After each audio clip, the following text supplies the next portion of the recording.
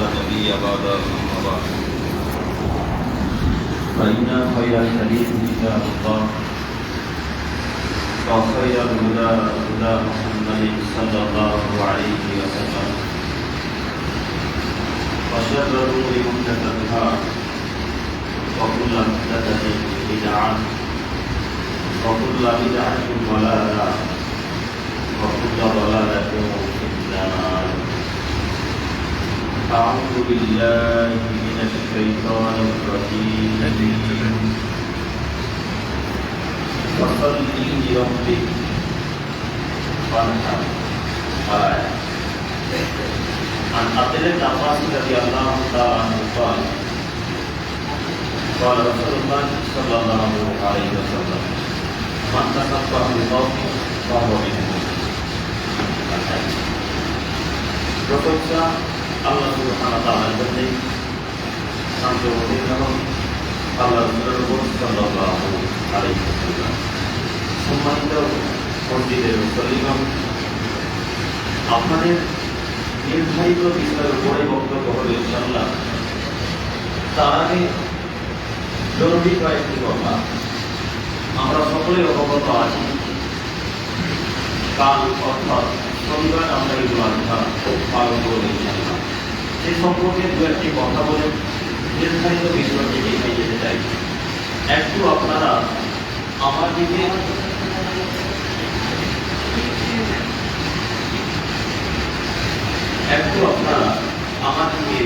একসাথে থাকবেন। ঈদ মানে হচ্ছে ঈদে আসা।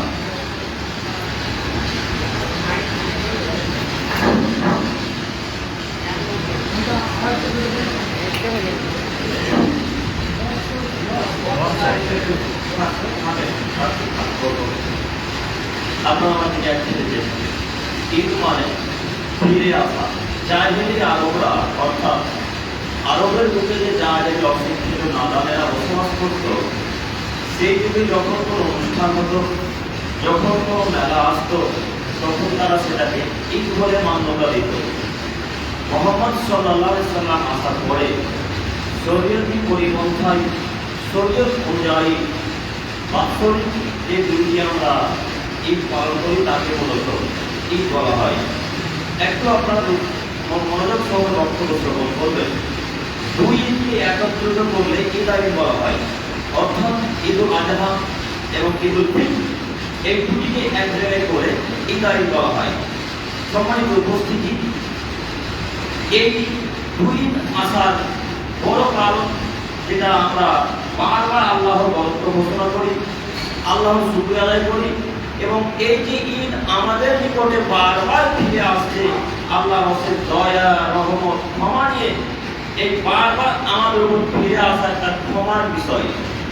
ক্ষমার একটা সময় চলে আসে যে আদমের ছেলেমেয়েরা এই দিনগুলোতে আসবে এবং বারবার আমার নিকটে এসে ক্ষমা ভিক্ষা চাইবে, আমার কাছে পরিত্রাণ চাইবে। তাকে বলতো আমরা ঈদ বলে জানি। সম্মানিত উপস্থিতি, একটু আপনারা দেখবেন, ঈদের কথা যখন আসে তখনই ফসল্লি রব্বিকা ওয়ানহার আয়াতটি বারবার ভেসে বেড়ায়।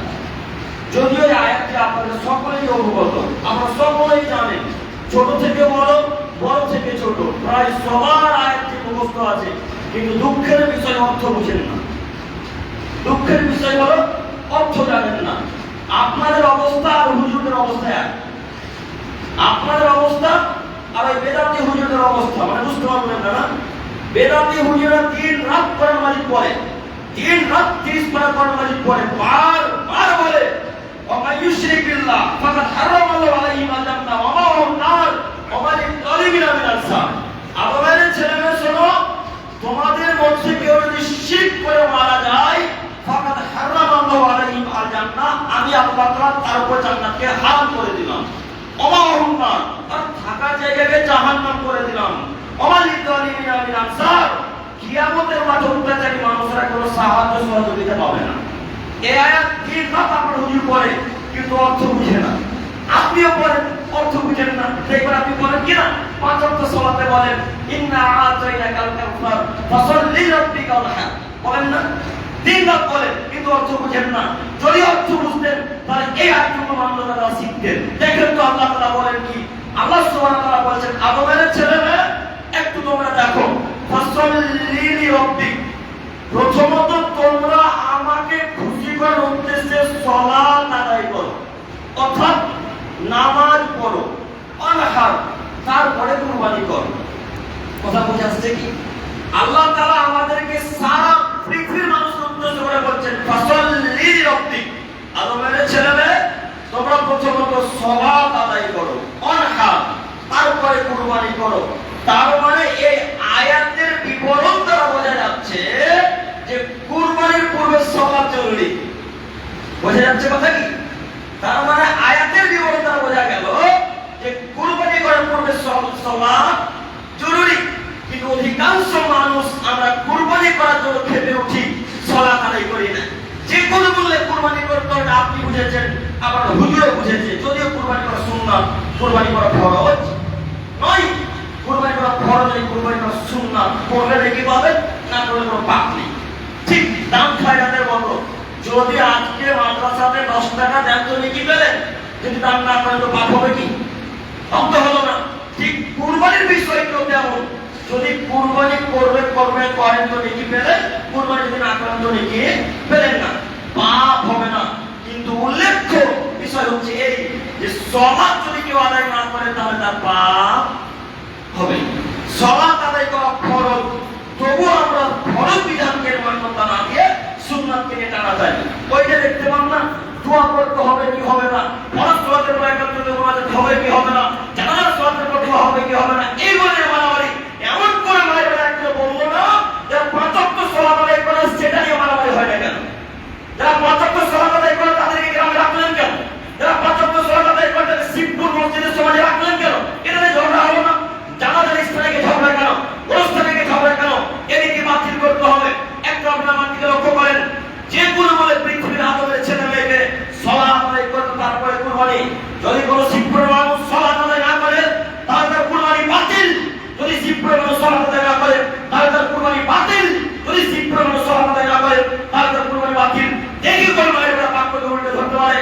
মুহাম্মদ সাল্লাল্লাহু আলাইহি ওয়াসাল্লাম বলেন, এ আদমের ছেলে মেয়ে শোনো, ইন্না আওয়ালা ইউহাসাবু বিআবদি সালাতি ইয়াউমাল কিয়ামা, আদমের ছেলে মেয়ের সর্বপ্রথম কিয়ামতের মাঠে হিসাব নিকাশ হবে সালাতের।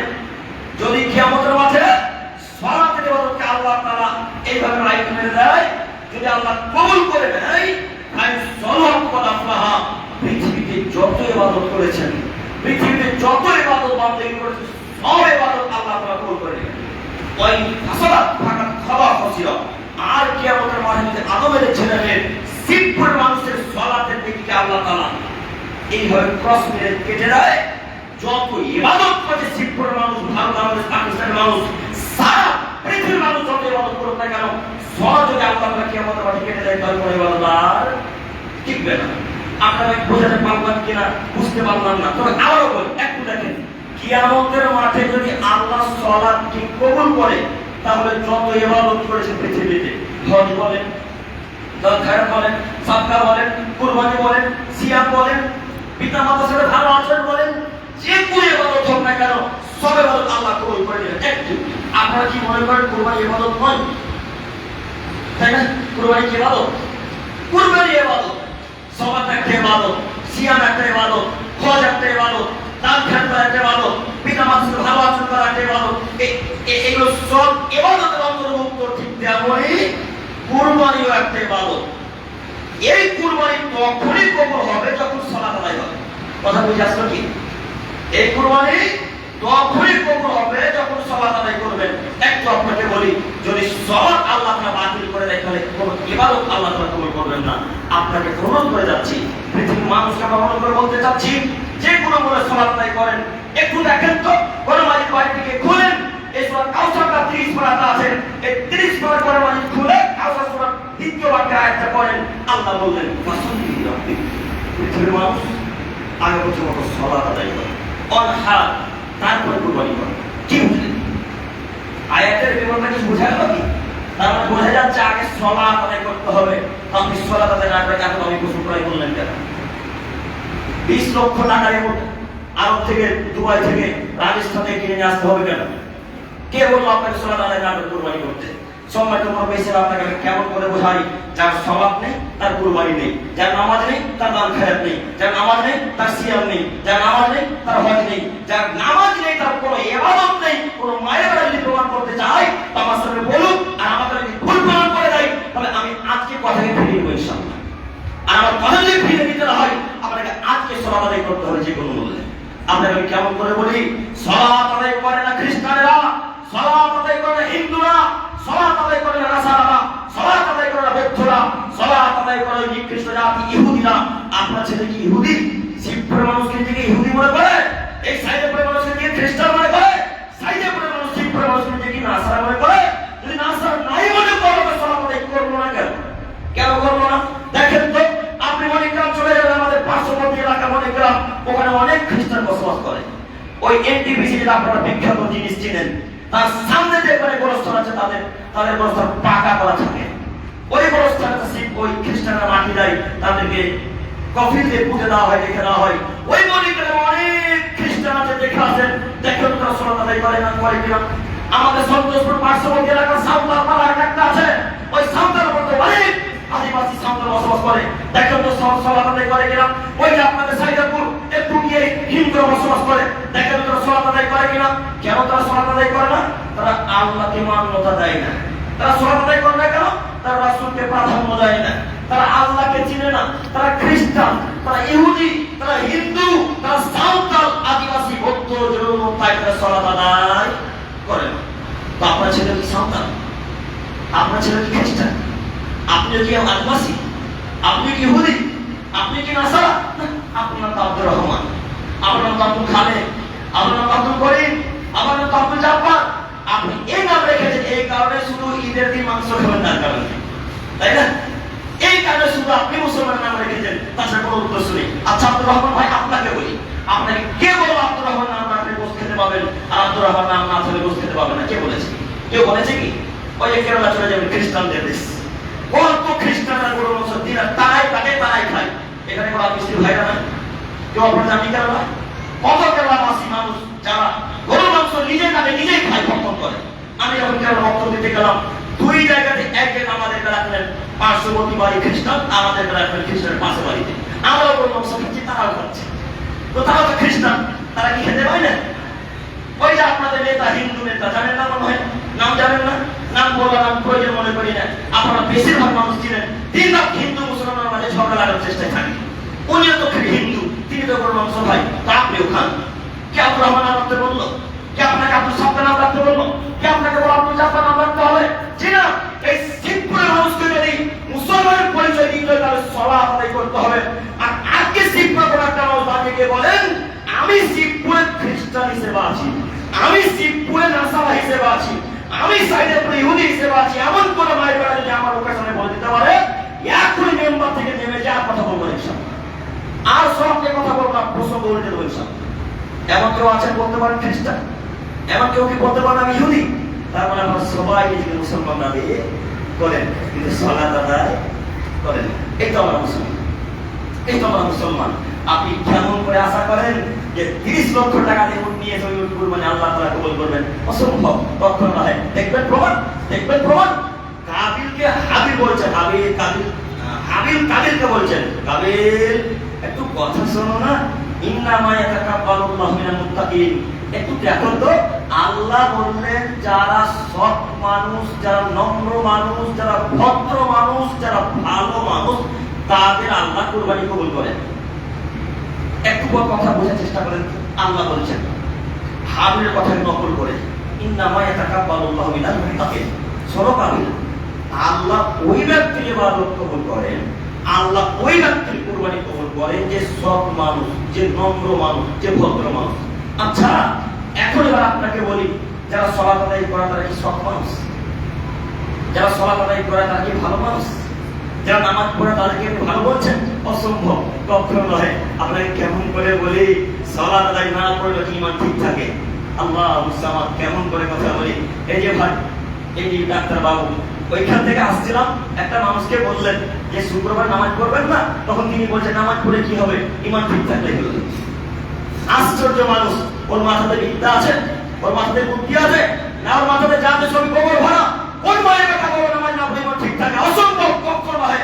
যে সালাত আদায় করে না তার ঈমান ঠিক থাকলো কেমন করে? আমি বুঝতে পারলাম না। সালাত আদায় করে ঈমান ঠিক রাখতে কথা আল্লাহ নবী বলছেন, আর অশিক্ষিত কাপুরুষের বাচ্চা কাপুরুষ বলছে সালাত আদায় না করে কি আছে, ঈমান ঠিক আছে।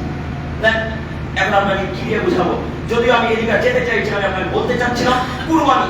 ওই ব্যক্তির কুরবানি আল্লাহ কবুল করবেন যে ব্যক্তি সালাত আদায় করে, হিসাব নিকাশ করে চলবেন। আল্লাহ তুমি আমাদেরকে কুরবানি সম্পর্কে, ঈদ সম্পর্কে পর্যন্ত প্রদান করো, সত্যি বলি আমিন। হামিদা মুসল্লিয়ান আমরা সম্মানিত উপস্থিতি, সময় অতীব কম, তাই আমি আর ঈদের দিকে না গিয়ে ঈদের বর্জনীয় কয়েকটি কথা বলে আমি আমার সামনে দিকে আবার এগিয়ে যেতে চাইছি। একটু আপনারা লক্ষ্য করে দেখেছেন, যখনই ঈদের রাত্রি চলে আসে বা ঈদের দু একদিন আগে চলে আসে, তখন এই বাচ্চা ছেলেগুলা এবং বড় বড় ছেলেগুলা বাজি রাস্তা রাস্তা ফুটিয়ে বেড়ায়। ফুটায় না মনে হয় না? বাজি বুঝতে পারবেন কি? যারা আমরা গ্রামের ভাষায় বলি বম ফাটাচ্ছে, পটকা ফাটাচ্ছে, কথা মানছে কি? এই ছেলেগুলা রাস্তাতে রাস্তাতে বাজি ফুটিয়ে বেড়ায়। আরো কিছু কিছু মানুষ ওই রাস্তার মুখ থেকে নিয়ে মসজিদ পর্যন্ত সুন্দর সুন্দর রং বেরঙের কাপড় টাঙিয়ে, সুন্দর সুন্দর রং বেরঙের প্লাস্টিক টাঙিয়ে রাস্তাকে সাজিয়ে রাখে। দেখেননি মনে হয়? দেখতে পাওয়া যায় কি? যদিও আমাদের আহলাদিস এলাকাতে কম, বেদাত এলাকায় যখন চলে যাবো দেখতে পাবেন বেশি। যাই হোক, ওই বেদাতের দিকে যেতে চাইছি না। আমি যেটা বলতে চাচ্ছি, আপনার ছেলের হাতে যে বমটা থাকলো তা আপনি কি করছিলেন?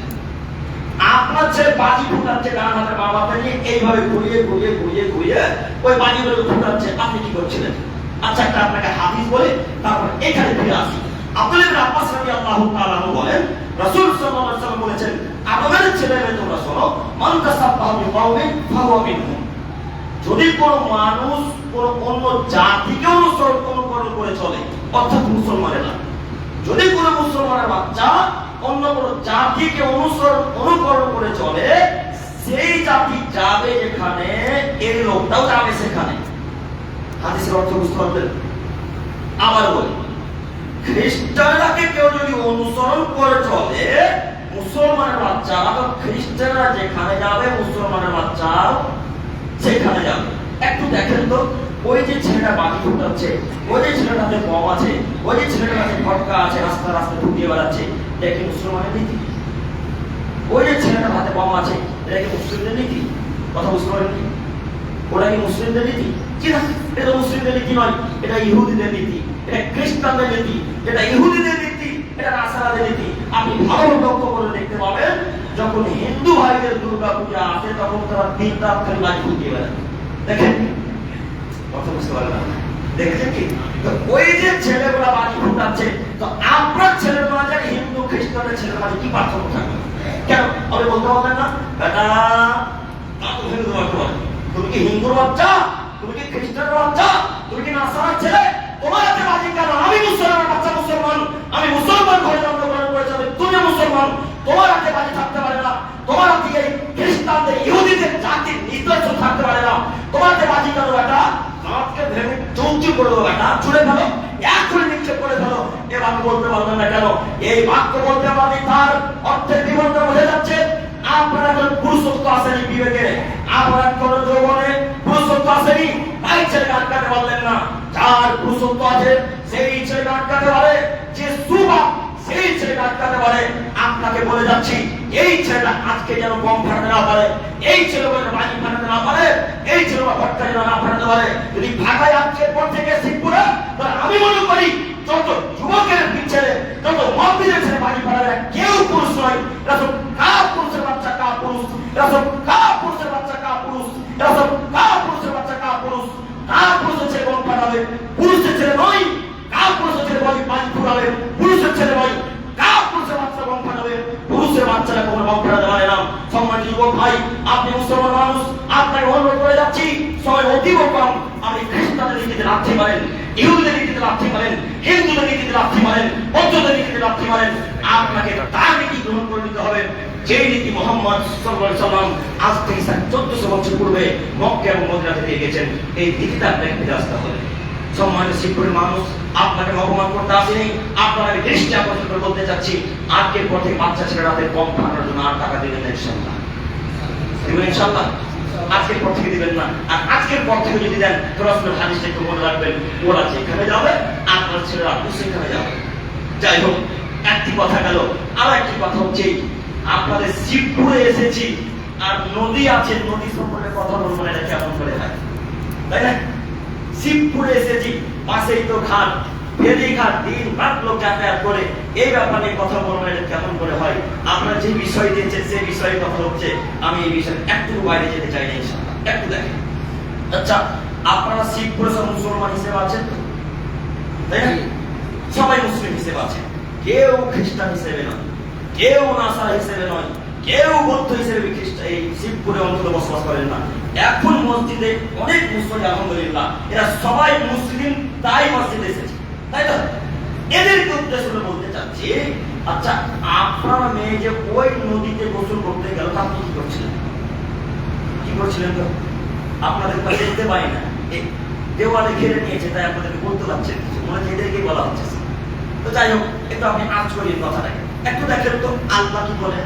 আল্লাহ বলেছেন আদমের ছেলে ওয়ামিন আয়াতিহি আন খালাকা লাকুম আনফুসাকুম আজওয়াজা, এই গোটা পৃথিবীতে আমার অনেক নিদর্শন আছে, অর্থাৎ যা কিছু দেখছেন পৃথিবীর সবই আল্লাহ তাআলা। এই নিদর্শনাবলীর মধ্যে আমি আল্লাহ তাআলা তোমার মধ্য থেকে সৃষ্টি করলাম তোমার স্ত্রীকে। একটু মনোযোগ দেন, নইলে বুঝতে পারবেন না। আল্লাহ বলছেন এই নিদর্শনাবলীর মধ্য হতে তোমার মধ্য থেকে আমি আল্লাহ সৃষ্টি করলাম তোমার স্ত্রীকে। কেন? লিতাসকুনু ইলাইহা, যেন তুমি তার কাছে শান্তি, তৃপ্তি, মজা পাও তার কারণে। দেখেন তো আয়াতটা আমার বাক্যের সাথে মিলে কিনা? বাড়ি গিয়ে কোরআন খুলেন, বাড়ি গিয়ে কোরআন খুলে দেখেন আল্লাহ এইভাবে বলছেন কিনা। আমি একটা বাক্য নিজের পক্ষ থেকে জাহান্নাম কিন্তু আসিনি, বুখারী মুসলিম, তিনি বলছেন মান কাদা আলাইহি মুতাওয়াবিনান খালিদা বাবা মাকা রবিনা না। আদমের ছেলে একটা কথা যদি আমার ব্যাপারে বাড়াবাড়ি বলো, তাহলে তোমার থাকার জায়গা জাহান্নাম। আমি শিবপুরে বক্তব্য বলে জাহান্নাম কি আছে, জান্নাত দিতেছি ইনশাআল্লাহ। দেখেন আল্লাহর কোরআন মাজিদ আয়াত ওয়াহু তরজমা, আল্লাহ বলছেন আদমের ছেলে আমি তোমার মধ্য থেকে সৃষ্টি করলাম তোমার স্ত্রীকে, এই জন্য লিতাসকুনু ইলাইহা, যেন তুমি তার কাছে শান্তি, তৃপ্তি পাও এই কারণে। আচ্ছা বলেন তো দেখি, আপনি মোহরানা আদায় করলেন, ছায়া লাল কাপড় সব কিছু কিনে দেবেন আপনি, চাল ডাল শাকসবজি সব কিনে দেবেন আপনি, আর দেখে মজা নেবে মাঝি মানুষ না, হ্যাঁ কথা বুঝতে পারেনি? শাক কিনে দেবো আমি, সবজি কিনে দেবো আমি, চাল ডাল ছায়া লাউ যা যাবতীয় লাগে আমার স্ত্রী সব কিছু কিনে দেবো আমি, আর দেখে মজা নেবে নদীতে যত লোক গোসল করতে যাবে তারা। বুঝতে পারেননি কথা না? একটু বলি, আপনার স্ত্রী যে নদীতে গোসল করতে গেল, ওখানে পুরুষ মানুষ ছিল না? ওই ফেরিঘাট দিয়ে পুরুষ মানুষ সাহারা করা যায় না? পাশের সাহারা করা তো কেমন না, হ্যাঁ ওই পার যায় না? আপনি আমাকে মনে করেন আমি দূরের মানুষ, চিনা এই গ্রামের আমি ছাত্র, আপনি মনে রাখবেন আপনাদের প্রত্যেকটা মানুষকে আমি চিনা আছি, এমন কোন মায়ের কথাকে চিনি না আমি বুঝতে পারি না, আমাদের সকলে আমার মুখ চিনা। আপনি মনে রাখবেন এই কাজে যত মহিলা গোসল করে, এই মহিলাদেরকে সারা শিবপুরে মানুষ দেখে, সারা সাইদাপুরের মানুষ দেখে, সারা যোধপুরের মানুষ দেখে, ওই সারা পর থেকে যত মানুষ আছে ওই পর থেকে সবাই দেখে। ওই মেয়েটা নদীতে গোসল করে কি খ্রিস্টানের মেয়ে? ওই যে মেয়েটা গোসল করছে নদীতে কি ইহুদির মেয়ে? ওই যে মেয়েটা নদীতে গোসল করছে কি নাসারা মেয়ে? অসংখ্য পক্ষ নয়। ওই মণিগ্রাম থেকে এই সাহাপুর ঘাটে, শিবপুরের ঘাটে, ফেরিঘাটে মণিগ্রামের খ্রিস্টান গোসল করতে আসে না। এই সাহাপুর ঘাটে, এই শিবপুর ফেরিঘাটে ইহুদিরা ওই ইসরায়েল থেকে এখানে গোসল করতে আসে না। কোন হিন্দু আসে না, কোন নাসারা আসে না, কোন সাঁওতাল গোসল করতে আসে না। এইখানে যারা গোসল করে সবাই মুসলমানের কন্যা, এইখানে গোসল করে সব শিবপুরের, সব সাইদাপুরের, এই পার্শ্ববর্তী এলাকার যত মহিলা আছে তারাই গোসল করতে যায়। এই যে মহিলা গোসল করতে যাচ্ছিল, আপনি কি করছিলেন? আপনি বলতে পারলেন না রহিমা নদীতে গোসল করতে যাচ্ছ?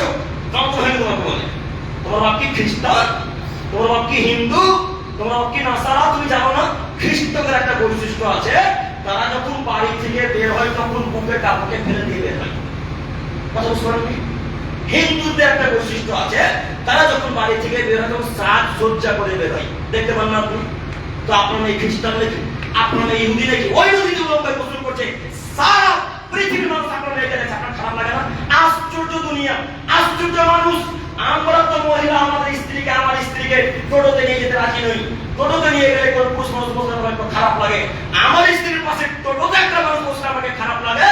আর আপনার স্ত্রী পেট, পিঠ, জাতি, মুখ, চুল সব দেখতে পাচ্ছে নদীতে, আপনাকে খারাপ লাগে না? তার মানে বুঝতে পারা যাচ্ছে আপনার শরীরে রক্ত নাই, যাতে শরীর পুজো করে, তাই খারাপ লাগে। নাকি আপনি মনে করেছেন 20 বছর দামি দেখলাম, এখন সাহারা মানুষ দেখবো, এটা মনে করেন কি? এতদিন আপনি হকাদাই করলেন, এখন গ্রামের মানুষ হকাদাই করবে? অসম্ভব, এটা তো হতে পারে না। কেন আপনার স্ত্রী নদীতে গোসল করলো? আপনাকে কি করে বোঝাই, আপনাকে কেমন করে বলি? শিব করে সমস্ত মানুষ উদ্দেশ্য করে বলতে চাচ্ছি, আজকের পথে কোনো নারী, কোনো কন্যা, কোনো স্ত্রী, কোনো পুত্রবধূ আর নদীতে গোসল করতে যাবে ইনশাআল্লাহ, যাবে ইনশাআল্লাহ। আর যদি যাওয়াই লাগে, কলকাতা, উত্তর 24 পরগনা, দক্ষিণ 24 পরগনা দিকে গিয়ে দেখতে পাবেন ওদের পুকুরের চতুর্দিক ঘেরা থাকে। দেখছেন কি? আমি তো বক্তব্য দিতে দেখতে পাই, তারা যেখানে গোসল করবে চতুর্দিকটাকে চারিদিক দিয়ে ঘিরে দিবে। ওরা বুঝে পর্দা কাকে বলে, কিন্তু আপনি বুঝলেন না। আপনার মেয়ে নদীকে উলঙ্গ গোসল করার সারা পেছনে মানুষ দেখে, আপনার খারাপ লাগলো না। ওইভাবে নদীকে ঘিরে দিতে হবে যেগুলো আপনার স্ত্রী গোসল করবে, তাহলে আপনার স্ত্রী নদীতে গোসল করতে পারবে, তাছাড়া আপনার স্ত্রী গোসল করতে পারে না। আপনি একটু বোঝার প্রয়োজন মনে করেন। সময় কিন্তু ভাই সংক্ষেপে কথা বলে যাচ্ছি, সময় 12:30 শেষ করতে হবে। আমি আর কি একটি কথা বলে আমি বাক্যকে ফিরে নিতে চাইছি, সেটা হচ্ছে সুদের টাকা। একটু দেখেন তো আব্দুল করিম ভাই, সুদের টাকা দিয়ে কি কুরবানি চলে? আব্দুল করিম ভাই, সুদের টাকা দিয়ে কি কুরবানি হয়? আশ্চর্য। আপনার প্রশ্নটা একটু খারাপ, আমার প্রশ্নটা একটু হয়নি। আপনাদের একটা হুজুরকে একটা জালসাতে চিট লিখে ধরিয়ে দেওয়া হয়েছে। তিনি বলছেন যে হুজুর, হুজুর মানে বুঝতে পারছেন কি? হুজুর, ব্যাংকের সুদের টাকা কি হালাল? হুজুরকে প্রশ্ন করা হয়েছে। তখন হুজুর বলছে হ্যাঁ, একেবারেই হালাল। আচ্ছা, আজ পর্যন্ত কোন আলেম ওলামা কেরামের মুখে শুনেছেন যে ব্যাংকের সুদের টাকা হালাল? কে শুনেছেন? শুনেছি না? আমরা হুজুর বলেছি। তাহলে আজকের পর থেকে সুদের টাকা নিতে পারেন? সুদের টাকা নিতে পারেন না। দেখবেন প্রমাণ, দেখবেন প্রমাণ। আনাস ইবনে মালিক রাদিয়াল্লাহু তাআলা বলেন, রাসূল সাল্লাল্লাহু আলাইহি ওয়াসাল্লাম বলেছেন, লানা রাসূলুল্লাহ সাল্লাল্লাহু আলাইহি ওয়াসাল্লাম, আল্লাহর নবী লানত করেছেন। কে লানত করেছেন? আল্লাহর নবী। আকিলা রিবা, অমুকেলাহু, ওয়াকাতেবাহু, অশাহিদাহি ফালাহুম সাওয়া। যারা সুদ খায় তাদের উপর হিসাব, যারা সুদ দেয় তাদের উপর হিসাব, যারা সুদের লেখালেখি করে তাদের উপর হিসাব, যারা সুদের সাক্ষী থাকে দুইজন তাদের উপর হিসাব। কয়জনের উপর হিসাব? 4 জন।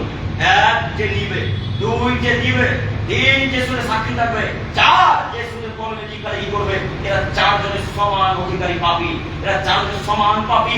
এইখানে বাক্য বন্ধ রেখে আপনাকে যেটা বলতে চাচ্ছি, সুদের টাকা দিয়ে কুরবানি হবে কিনা? জি না, সুদের টাকা দিয়ে কুরবানি চলে না, সুদের টাকা হারাম। আল্লাহ নবী সাল্লাল্লাহু আলাইহি ওয়াসাল্লাম বলেন, লাখো বড় সদাকা করি তুহিন, কত বড় সদাকা তুমি বলুন। আমাদের ছেলেমেয়েরা শোনো, ওযু ছাড়া সালাত কবুল হয় না, যেমন হালাল দান ছাড়া আল্লাহ তাআলা দরবারে কবুল হয় না। এখন আপনি ভাবেন সুদের টাকা হালাল না হারাম? যদি হালাল হয় তাহলে কুরবানি কবুল হবে, আর যদি হালাল না হয় তাহলে কুরবানি কবুল হবে না। আশ্চর্য। ওই হাবিব কামের নীতি যদি আজকে 2025 সালে সিট করে থাকতো, আমাদের জঙ্গিপুর সাইডে জঙ্গিপুরে থাকতো, তাহলে আমরা বুঝতে পারতাম কার সুদের টাকা কুরবানি, কার হালাল টাকা কুরবানি, কার হারামের টাকা কুরবানি, কার ব্যাংকের সুদের টাকা কুরবানি। এটা যদি আমরা সেই নীতিতে যদি এখন থাকতো, তাহলে আমরা বুঝতে পারতাম মেম্বার সাহেব কত টাকা মেরে কুরবানি করলো আর চেয়ারম্যান সাহেব কত টাকা মেরে কুরবানি করলো। সেই জন্য কিছু যার কুরবানি কবুল হবে, আকাশ থেকে আগুন আসবে, আগুন এসে তার পশুকে জ্বালিয়ে দেবে, বাস এটা ছিল কুরবানি কবুল হওয়ার নীতি। ওই নীতি থাকলে বুঝতে পারতাম চেয়ারম্যান সাহেবের টাকা হালাল না হারাম। বুঝতে পারেননি? তাহলে আপনাদের সরকার সাহেবের বোঝা যেত টাকা হালাল না হারাম, আপনাদের সভাপতি সাহেবের টাকা বোঝা যেত হালাল না হারাম, আপনাদের সভাপতি যে ঘুষখোর, সভাপতি যে সুদ করলো, তাই কিভাবে কবুল হবে? কথা বুঝতে পারবেন না? যে সরকার, সভাপতি, ক্যাশিয়ার, চেয়ারম্যান, মেম্বার, ওই ডিলার, এরা সবাই সুদ করার ঘুষখোর, কেমন সমাজ পরিবর্তন করবে? আশ্চর্য। আমাদের নবী বললেন শেষ জামানায় এমন একটা সময় আসবে যেই যুগে দায়িত্ব দেওয়া হবে সুদখোরদেরকে, যেই যুগে দায়িত্ব দেওয়া হবে দাড়িকাটা লোকদেরকে, ওই যুগে দায়িত্ব দেওয়া হবে মূর্খদেরকে। যার টাকা আছে তার নাকি দায়িত্ব। আস্তাগফিরুল্লাহ লা ইলাহা ইল্লা হুয়া হাইয়ুল কাইয়্যুম ওয়া আতুবু ইলাইহি। আশ্চর্য শিখ করে মানুষ বুঝতে পারলাম না, যে লোকটা সুদখোর ওকে সভাপতি করতে হবে কেন? যে লোকটা দাড়িকাটা ওকে সরকার বানাতে হবে কেন? যে লোকটা নেশাখোর, জর্দাখোর, বিড়িখোর, গুলখোর, হুক্কাখোর, হিরোইন করে একে ক্যাশিয়ার বানাতে হবে কেন? আপনার লজ্জা হয় না? আপনার হায়া হয় না? যে লোকটার প্যান্ট 24 করে টাকা নিচে থাকে, ওর হাতে ক্যাশিয়ার দায়িত্ব কেন? যে লোকটার প্যান্ট 24 করে টাকা নিচে থাকে, ওকে সরকারের দায়িত্ব কেন? মানুষ কি মারা গেছে? শিবপুরে কোনো মানুষের মুখে দাঁড়িয়ে নাই? শিবপুরে কোনো মানুষ তার উপরে বলে না, শিবপুরে কোনো মানুষ 5 ওয়াক্ত সালাত আদায় করে না। এদেরকে দায়িত্ব না দিয়ে ওই তালিকার আপনাকে দায়িত্ব দিলেন কেন? এদেরকে দায়িত্ব না দিয়ে ওই আলেমকে দায়িত্ব দিলেন কেন? আপনাকে কেমনে বোঝাই? মুহাম্মদ সাল্লাল্লাহু আলাইহি ওয়াসাল্লাম বলেন, এ আদমের ছেলে তোমরা শোনো, কিয়ামত ততদিন পর্যন্ত হবে না, কিয়ামত ততদিন পর্যন্ত হবে না যতদিন পর্যন্ত অশিক্ষিত বাচ্চা অশিক্ষিত, নির্লজ্জ ছেলে নির্লজ্জ, বেহায়ার ছেলে বেহায়া যতদিন পর্যন্ত সমাজের নেতৃত্ব না দিচ্ছে ততদিন পর্যন্ত কিয়ামত হবে না। হাদিস আমার কাছে আছে, একটা বাক্য একটু বেরিয়ে কিন্তু হয়ে গেল, আর কথা বলবো না ইনশাআল্লাহ। আপনাকে বলতে চাচ্ছি, প্রমাণ আমার কাছে আছে। শিবপুরে সমস্ত মানুষ আমাকে দাঁড়িয়ে নামিয়ে থামিয়ে দেন, থামিয়ে দিয়ে বলে এতক্ষণ ধরে যে বক্তব্য দিলেন এই হাদিস প্রমাণ কোথায় আছে? সঙ্গে সঙ্গে আমি হাদিস খুলে দিতে প্রস্তুত গ্রহণ করে আছি। আমি একবার বললে আমি 10 বার আপনাকে হাদিস দেখাতে প্রস্তুত। সম্মানিত মুরব্বী সাহেব, সম্মানিত উপস্থিতি, কুরবানি যদি করাই লাগে, ঈদের দিন পশু যদি জবাই করাই লাগে, তাহলে হালাল টাকা দিয়ে পশু জবাই করবো ইনশাআল্লাহ। করবো ইনশাআল্লাহ? করবো না ইনশাআল্লাহ। আল্লাহ নসিব করে মানুষের কুরবানি কবুল করো, সকলে বলি আমি। সময় আমার শেষ, আমাদের সম্মানিত সাহেব সাড়ে 12টা শেষ করতে বলেছেন, তাই আমি আর নাও করতে চাইছি না। শেষ করে যে হিসেবে আপনাকে কয়েকটি কথা বলে জমা বা ইতি করতে চাইছি। তার একটি কথা হচ্ছে, যখন পশু জবা করবেন তখন লিঙ্কি মারতে হবে না। হ্যাঁ, কে লিঙ্কি মারতে হবে? আপনার লিঙ্কি মারবেন আপনারা? লিঙ্কি মারতে হবে কেন? আল্লাহ বলছেন পুরুষদের লজ্জাস্থান হলো নাভি থেকে হাঁটুর নিচ পর্যন্ত। কোথায় কোথা পর্যন্ত? নাভি থেকে হাঁটুর নিচ পর্যন্ত হচ্ছে পুরুষদের লজ্জাস্থান, আর মহিলাদের লজ্জাস্থান চুল থেকে পানি নখ পর্যন্ত পুরোটাই থাকতে। আর আপনার স্ত্রী বাজার সাইডে তো বাজার করতে যায়, আপনি চেয়ার নিয়ে বাজারে বসে থাকে, এই তো আপনি পুরুষ। এই জন্য আপনাকে মাঝে মাঝে আপনি পুরুষের বাচ্চা কাপুরুষ। আপনি বাড়িতে চেয়ার নিয়ে বসে আছেন, আর স্ত্রী সবজি বাজার ওই সাইডে তো বাজার করতে যাবে। যাই হোক, সময় করে না আসলে ইনশাআল্লাহ এইদিকে যাবো। আমি বলতে চাচ্ছি যে কুরবানি পশু যখন জবাই করবেন তখন জরুরি যদি হয় তাহলে লঙ্গিটাকে এই পর্যন্ত বুঝিয়ে নেন না, তার হাতে পুরোটাই উঠাতে হবে কেন? বুঝতে পারেন? এখন তো নীতি চলে এসেছে, এই যে ছেলেরা যারা কাজে থেকে এলো বা বিদেশ থেকে যারা এলো, এখন সবাই হাফ প্যান্ট করে ফেলে গেল। হ্যাঁ, সবাই কে বললো যুবক হাফ প্যান্ট করতে হবে? ও যুবক ভাই, আপনাদেরকে বলছি, কে বললো আপনাকে হাফ প্যান্ট করে ঘুরতে হবে? হাফ প্যান্ট করে ঘুরবেন না ইনশাআল্লাহ। পারবেন না ইনশাআল্লাহ? কুরবানির পশু যখন জবাই করবেন, যদি অসুবিধা হয় তখন এই ডান পাটা ঘাড়ে চাপিয়ে দেন, আদর করে পশুকে লাভ দিতে হয়। আল্লাহ নবীকে দিয়েছেন, আমরা কি করবো? হ্যাঁ, ওই যে আজ 3 দিন আগে আমার দাদি মারা গেছিল, আমাদের ওই বাহুপুর গঙ্গা কথা চেন না, একজন মানুষ জুতা পরে গোরস্থানে উঠে গেছে। তো আমাদের ওই বেদাতি লোকের একটা মানুষ আছে আমাদের সাথে, আমি উপস্থিত, আমি লাশ কবরে নামাচ্ছি দাদি। তো উনি বলছেন যে এটা ঠিক হলো না, গোরস্থানে জুতা পরে আসছে। তখন উনি বলতে আহলে ইসলাম বলতে বুঝেন, তখন উনি বলছেন কে বললো জুতা পায়ে গিয়ে নামাজও পড়তে হয়? তখন এই লোকটা আশ্চর্য, কিন্তু বাপের পরে হাদিস শুনেনি, দিকে কিভাবে জানবে? তখন এই লোকটা চলে গেলেন মাটিতে, তখন আমাকে কি বলছেন, তাই সত্যি কি জুতা পরে নামাজ পড়তে হয়? আমি বললাম জি হ্যাঁ, রাসূল সাল্লাল্লাহু আলাইহি ওয়াসাল্লাম। ওই যে জানে না। তো এখন যদি আপনি পশুকে লাভ দেন এই জানটা চাপিয়ে দেন এইভাবে, তাহলে যদি বেদাতিরা থাকে না, মানে পশুকে লাভ দিল, বুঝছেন কি? পুরোপুরি পশুকে লাভ দিল, এই নীতি তখন তাদেরকে বলবেন। আনাস রাদিয়াল্লাহু তাআলা পরে রাসূল সাল্লাল্লাহু আলাইহি ওয়াসাল্লাম বলেছেন, যখন তিনি পশু জবাই করতেন তখন তার ডান পাটাকে চাপিয়ে দিয়ে বাম হাতে তার মুখে ধরে বিসমিল্লাহ আল্লাহু আকবার বলে চুপ যান। মনে থাকবে ইনশাআল্লাহ। আল্লাহ তুমি আমাদের কুরবানি কবুল করো, সকলে বলি আমিন। আল্লাহ তোমার কাছে শেষ পর্যায়ে শিক্ষা চাই বলি মাবুদ, শীত করে মানুষকে মানুষকে সালাম আদায় করা তৌফিক দান করো, সকলে বলি আমিন। পরিশেষে দোয়া করি, হে দয়াময়, তুমি তো রহমান, তুমি তো রহিম। যদিও কালকে আরাফার ময়দান থেকে হাজিরা চলে গেছে, তারপর অনেক বিজ্ঞানগণ, অনেক বড় বড় ওলামা ইকরামগণ এখানে দ্বিমত রেখেছেন না কালকেই ছিল আরাফার ময়দান, আর কিছু কিছু আলেম ওলামা ইকরামগণ বলেছেন আজকে হচ্ছে আরাফার ময়দান। আল্লাহ তুমি সর্বশ্রেষ্ঠ মানুষ, তুমি সর্বশ্রেষ্ঠ, সব কিছু জানো। আল্লাহ তুমি সবের অধিকারী, আমরা জানি না কোনটা আরাফার ময়দান, তবে আমরা যেটা মনে করি যে আরাফার ময়দান হাজিয়েছেন সেটাই আরাফার ময়দান। আল্লাহ তোমার কাছে ভিক্ষা চেয়ে বলি মাবুদ, তুমি আমাদের সকলের আরাফের সিয়ামকে কবুল করে নাও, সকলে বলি আমিন।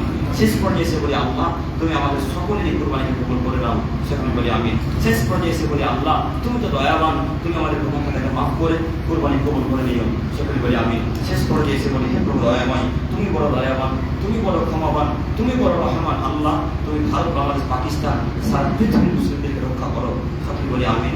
আল্লাহ তোমার কাছে শেষ পর্যায়ে এসে বলি মাবুদ, ফিলিস্তিনের মুসলিমদেরকে, গাজার মুসলিমদেরকে রক্ষা রক্ষা করো।